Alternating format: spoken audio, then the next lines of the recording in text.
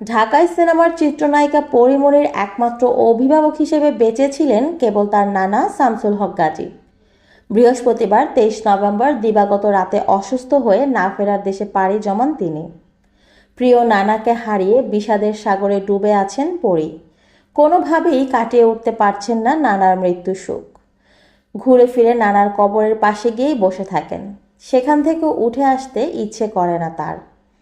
মঙ্গলবার 28 নভেম্বর সামাজিক যোগাযোগ মাধ্যম ফেসবুকে নানার কবরের পাশে বসে থাকা কিছু ছবি প্রকাশ করে এই নায়িকা বলেন, এর আগে যতবার নানু বাড়ি গেছি নির্দিষ্ট তারিখেই ঢাকায় ব্যাক করেছি। বাড়ির সবাই দু একদিন বেশি থেকে যেতে বললেও থাকা হয়নি।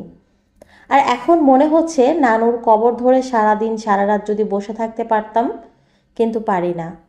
নানার কবরে বেশ কিছু ফুলের গাছ লাগিয়েছেন পরীমনি।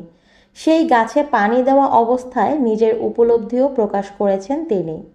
খুব সহজেই বললেন, এই বাড়ি একদিন আমারও শেষ গন্তব্য হবে। প্রিয় নানা ভাইয়ের চাদরটা যত্ন করে রেখে দিয়েছেন পরী। এই নায়িকা চান একদিন সন্তান পদ্মকে চাদরটি পরিয়ে দেবেন।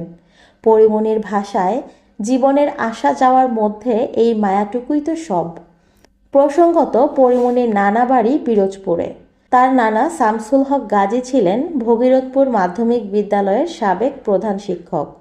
ছোটবেলায় মা বাবা মারা যাওয়ার পর নানা বাড়িতেই বেড়ে ওঠেন তিনি। নানা বাড়িতে থেকেই মাধ্যমিক ও উচ্চ মাধ্যমিক পাশ করেন। শামসুল হক গাজীর মৃত্যুর পরে তাকে নিজ গ্রামেই দাফন করা হয়েছে। বর্তমানে সেখানেই অবস্থান করছেন পরীমনি।